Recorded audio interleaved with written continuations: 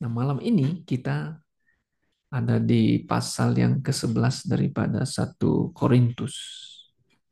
Nah, pasal yang ke-11 ini, saudara-saudara ya, punya ada namanya apa? Ada pandangan perbedaan interpretasi ya. Memang ini surat Korintus ini dari pasal pertama itu kita lihat sudah dan seterusnya ini memang gereja yang banyak mengalami problematika kan ya.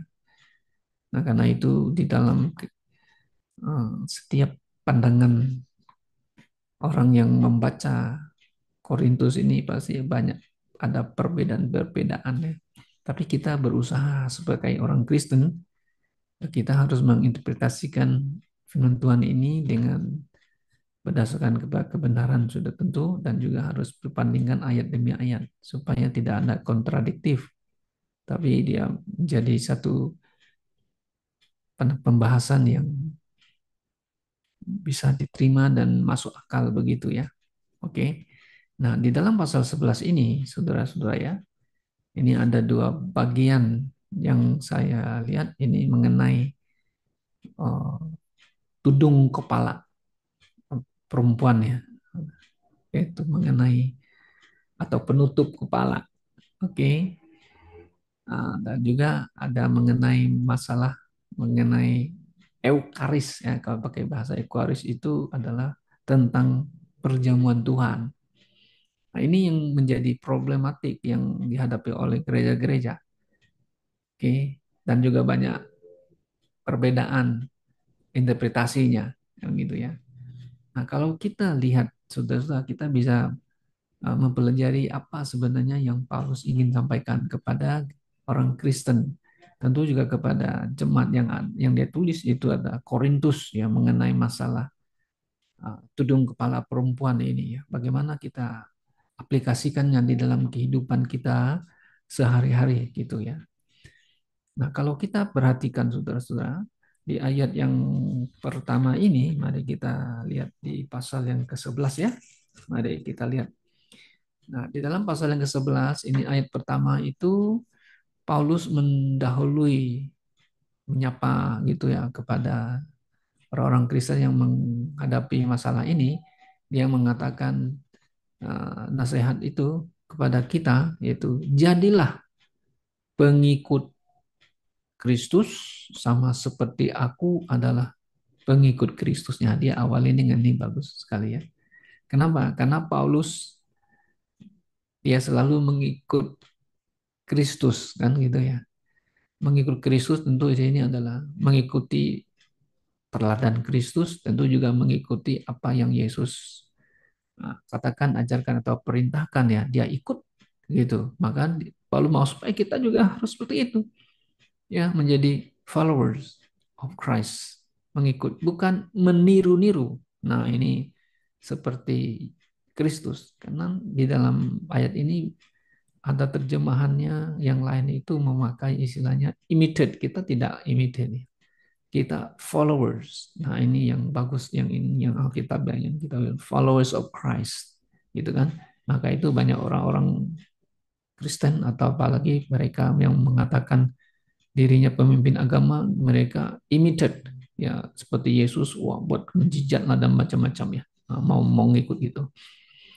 Nah, sudah kalau kita perhatikan Paulus ingin memberi pemahaman pengertian tentang masalah tudung kepala ini ya kan? Nah, di dalam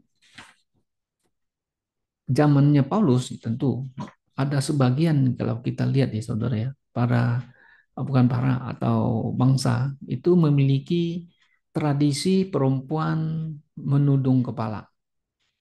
Oke, ada juga bangsa lain yang punya tradisi tidak menudung kepala, ya kan? Nah, kalau di Timur Tengah memang ada kebudayaan begitu, perempuan-perempuan selalu menudung kepala mereka. Oke. Nah, kalau kita lihat mungkin di Korintus sudah masuk ke Eropa, ya kan? Nah, perempuan mungkin ada juga yang masih tudung, mungkin ada yang tidak memakai tudung gitu ya. Nah, ini karena ada problema ya yang kita hadapi di sini ya. Paulus ingin menjelaskan hal ini, dia mengatakan di dalam ayat yang kedua begini, aku harus memuji kamu sebab dalam segala sesuatu kamu tetap mengingat akan aku dan teguh berpegang pada ajaran yang kuteruskan kepadamu. Artinya ya mereka masih mengikuti apa yang diperintahkan atau ajarkan ya Paulus kepada mereka ya. Saudara ya, ini kata ajaran yang kuteruskan itu sebenarnya adalah kalau King James coba saudara lihat di ayat kedua itu ya mengenai keep the ordinances. Nah, ordinances. Nah, kalau ordinances itu sebenarnya kita di dalam baptis selalu mengatakan ada two ordinances. Satu kita melakukan perintah Tuhan itu mentaati perintah Tuhan Yesus itu adalah baptis mereka yang percaya. Yang kedua itu adalah mengenai perjamuan Tuhan. Nah, itu ordinances ya. Ya, kalau Katolik ada 7 katanya ya. Ada yang lain juga mungkin lebih. Nah, kita hanya ada 2 aja ordinances itu. Oke. Nah, kemudian dia mengatakan, tapi kamu mau supaya kamu mengetahui ini. Aku mau, Paulus mengatakan. Kamu mengetahui apa ini? Ketahui apa? Nah, tentu yang mengetahui tentang aturan ya. Aturan dalam kepemimpinan di dalam gereja gitu. Nah, ini dia memakai begini. Aku mau kamu tahu ya, yaitu kepala dari setiap-tiap laki-laki ialah Kristus. Kepala dari perempuan ialah laki-laki. Dan kepala dari Kristus ialah Allah. Kenapa dia mengungkapkan ini ya? Nah, ini adalah memang ada namanya aturan dia dalam functions kepemimpinan itu ya. Selalu di apa? Ada aturannya gitu, ada aturannya. Ya kan? Nah, jadi kalau kita lihat dalam hal ini, kalau kita perbandingkan di nanti di 1 Korintus pasal 14, di sana juga ada aturan. Dalam satu gereja itu, gereja lokal, Paulus mengatakan bahwa dia tidak mengizinkan perempuan untuk berbicara dan tidak mengizinkan perempuan itu mengambil otoritas daripada laki-laki di dalam gereja gitu loh. Nah, ini yang banyak dilanggar oleh gereja masa kini ya, mengizinkan perempuan jadi ya gembala kan gitu. Ya. Nah, Paulus mau jelas supaya kita memahami masalah ini ya. Oke, kemudian kalau kita lihat lagi di dalam ayat yang keempat yang mengatakan tiap-tiap laki-laki yang berdoa atau bernubuat dengan kepala yang bertudung menghina kepalanya. Nah, enggak. Jadi ini kalau laki-laki tudung kepala berdoa kan menghina kan. Nah, kemudian dikatakan lagi dia 6. Sebab jika perempuan tidak mau menudungin kepalanya, maka haruslah ia juga menggunting rambutnya. Tapi jika bagi perempuan adalah penghinaan, bahwa rambutnya digunting atau dicukur, maka haruslah ia menudungi kepalanya. Sebab laki-laki tidak perlu menudungi kepalanya. Ia menyinarkan gambaran dan kemuliaan Allah. Tapi perempuan menyinarkan kemuliaan laki-laki. Nah, kalau kita dalam penciptaan, Allah menciptakan Adam terlebih dahulu ya, menurut rupa dan gambar Allah. Maka Adam itu selalu diinti dengan rupa Allah. Jadi melihat Adam itu kita, oh ini penciptaan Allah, penciptaan Tuhan. Tuhan menciptakan seperti gambarnya Allah. Gitu. Nah, kalau perempuan juga memang diciptakan untuk pertanda gambar Allah, tetapi perempuan diciptakan dari tulang rusuknya Adam. Kan gitu, ya kan? Nah, jadi di sini terdapat dua apa namanya ciptaan Tuhan manusia itu. Nah, tapi dalam ciptaan rupa dan gambar Allah, manusia Adam dan Hawa mukanya beda, betul nggak? Kalau kita lihat laki-laki mukanya laki-laki kita ngerti, oh ini mukanya laki-laki, rambutnya panjang. Ya kadang-kadang kita susah juga beda. Kalau laki-laki rambutnya panjang, hidungnya mancung, jalannya kalau lengkok-lengkok, kita bilang, jangan-jangan dia itu perempuan. Nah, itu banyak terjadi di Thailand. Saya dulu pernah ke Thailand ya. Jadi kita ke mall. Kita duduk-duduk di mall ya, ibu-ibunya kan belanja. Kita malas kan jalan belanja ya. Lalu kita bilang sama itu, yang jalan kaki itu tahu nggak? Itu laki atau perempuan? Susah untuk bedain loh. Dia laki ataupun dia dia itu perempuan atau laki. Wow, itu betul-betul laki tapi seperti perempuan, gitu ya. Nah, jadi di sini mengatakan ya.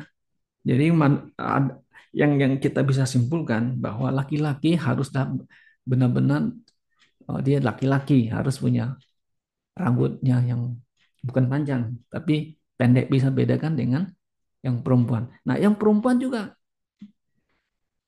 dia tidak boleh pendek rambutnya tapi panjang rambutnya karena itu adalah kemuliaan ya, perempuan itu. Ya, karena perempuan di sini mengatakan perempuan menyinarkan kemuliaan laki-laki ya. Bukan berarti dia seperti laki-laki, bukan ya. Kalau laki-laki memang berasal dari perempuan ya, ayat 8 ya. Perempuan berasal dari laki-laki.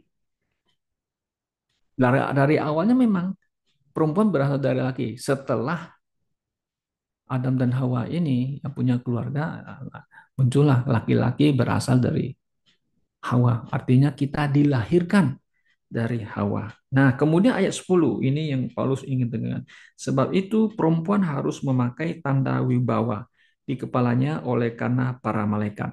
Nah, ini problem yang kita hadapi dalam pemahaman di sini ya. Banyak yang memahami begini, di dalam satu gereja, perempuan kalau mau ikut ibadah dalam gereja, dia harus memakai tudung, penudung. Nah, itu yang dipraktekkan oleh gereja-gereja ortodoks ya. Kalau kita Timur Tengah atau di Mesir ya. Mereka pakai tudung. Karena mereka bilang, kami pakai tudung itu adalah sebagai tanda wibawa di kepala oleh karena para malaikat. Nah, ini pemahamannya mereka mengenai ayat ini, ya kan? Nah, kalau kita mau lihat argumentasi Paulus, nah saudara bisa lihat nanti di ayat berikutnya. Nah, Paulus mengatakan, ya, namun demikian, dalam Tuhan tidak ada perempuan tanpa laki dan tidak ada laki tanpa perempuan. Sebab sama seperti perempuan berasal dari laki, demikian pula laki-laki lahir dari perempuan dan segala sesuatu berasal dari Allah. Ya betul. Kita semua berasal dari Allah, ya kan? Hidup kita berasal dari Allah. Hawa berasal dari Adam, dia tentu dari hidupnya berasal dari Allah, ya kan? Nah, itu tidak bisa diperbantahkan. Tapi saudara, ayat ini jangan diplesetin oleh doktrin yang Calvinis mengatakan, kalau begitu, segala sesuatu berasal dari Allah, dosa pun berasal dari Allah. Nah, ini pernyataan Calvinis loh. Mereka mengatakan dosa itu Tuhan yang bikin juga katanya. Iya, kita bilang no, itu dosa itu karena malaikat terang itu sendiri yang, ya kan, kedapatan hatinya nggak benar, bukan Tuhan yang bikin dosa. Nah, kita beda dalam pandangan ya. Nah, karena itu di ayat 13, pertimbangkanlah sendiri. Patutkah perempuan berdoa kepada Allah dengan kepala yang tidak bertudung? Nah, itu tanda tanya ya. Tanda tanya ya. Nah, mereka bilang, oh ya kita harus berdoa, harus tudung kepala. Katanya kan kalau menurut yang kelompok yang lain yang mengatakan perempuan harus memakai penudung ya. Oke, tapi kita akan dilihat lagi di dalam ayat 14. Bukankah alam sendiri menyatakan kepadamu bahwa adalah kehinaan bagi laki-laki jika ia berambut panjang. Nah, dia bandel lagi.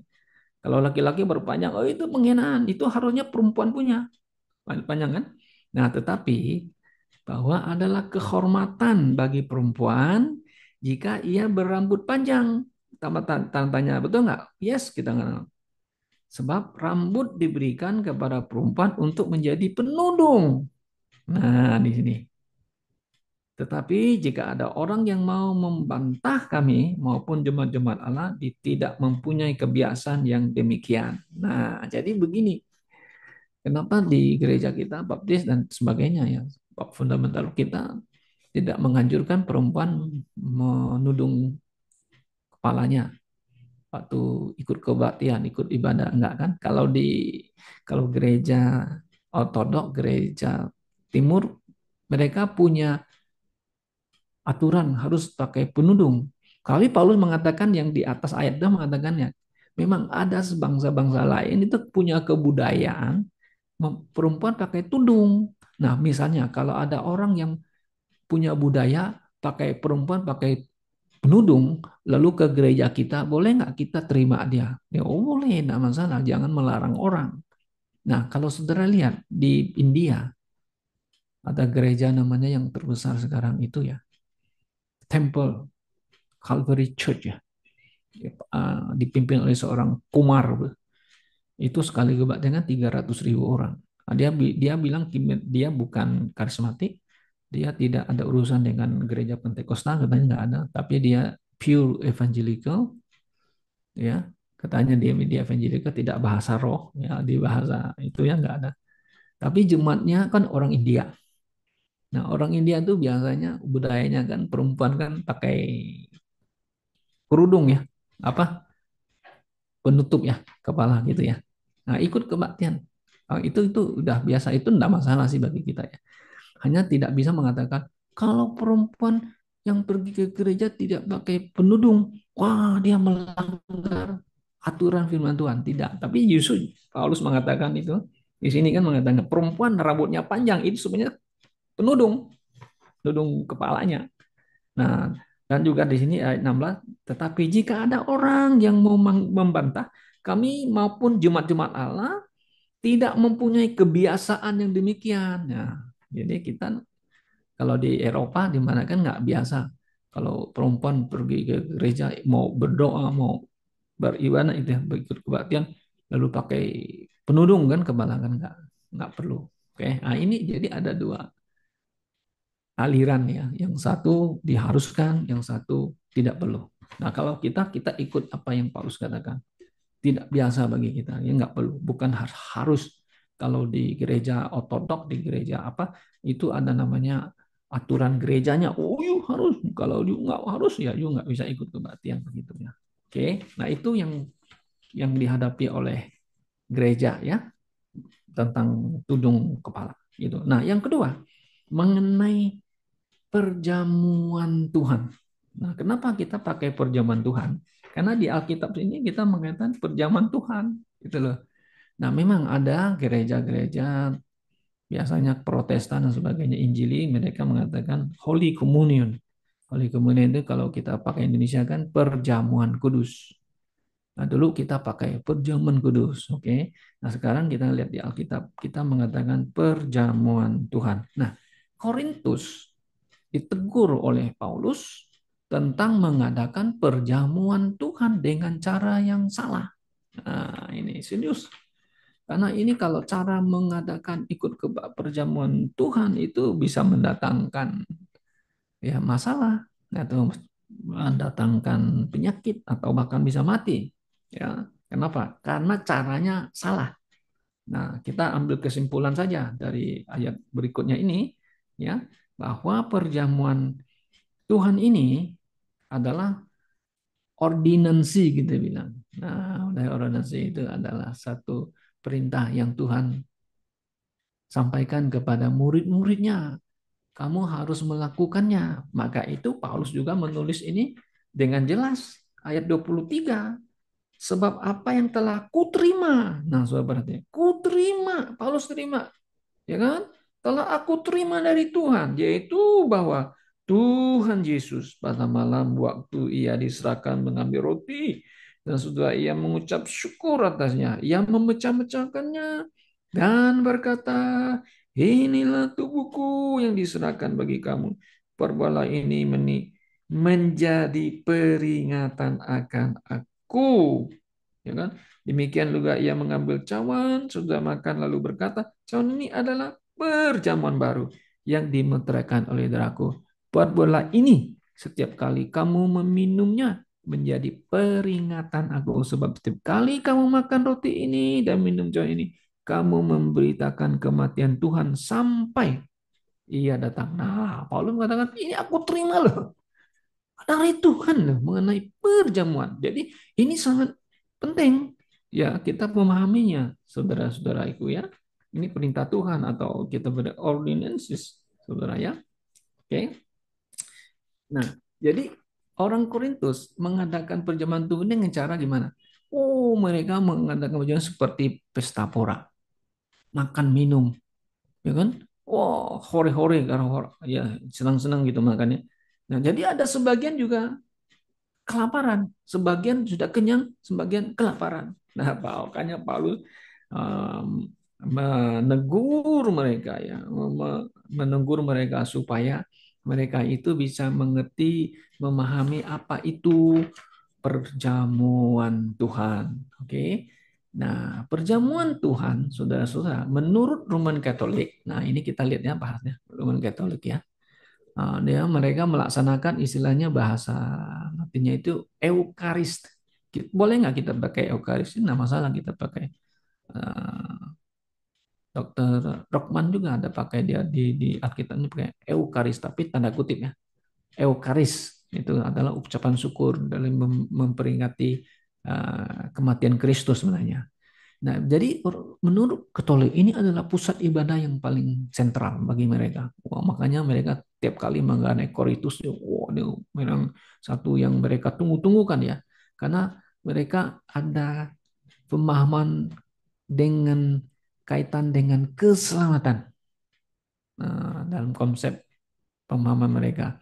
Jadi mereka mengatakan roti dan anggur yang sudah didoakan oleh paus atau bisopnya benar-benar berubah ya substansinya ya menjadi tubuh dan darah Kristus.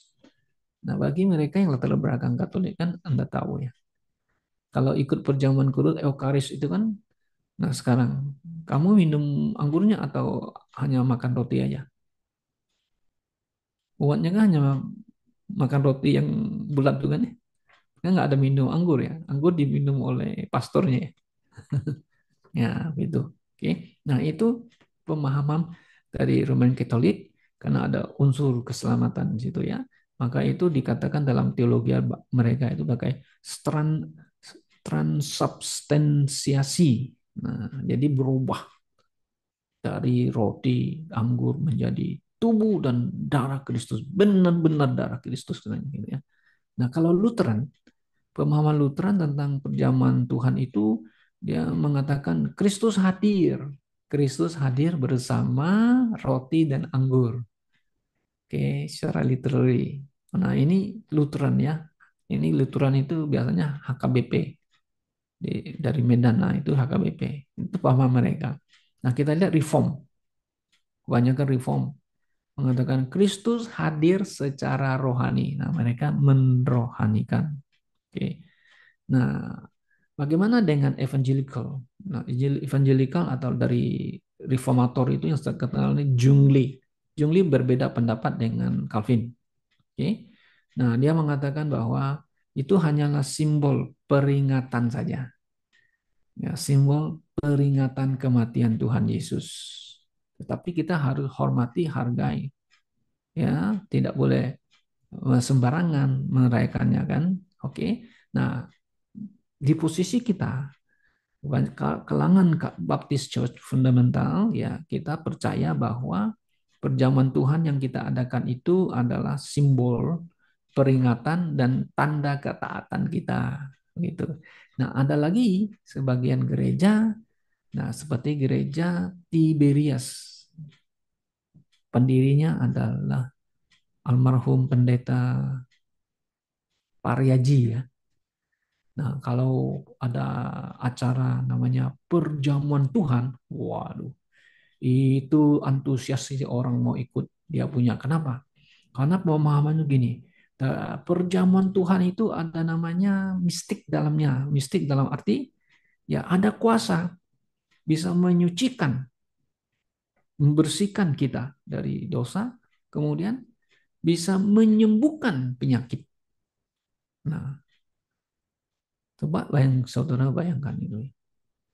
Nah, itu pemahaman gereja Tiberias ya. Mungkin di gereja Keramati ada nggak saya nggak begitu tahu jelas.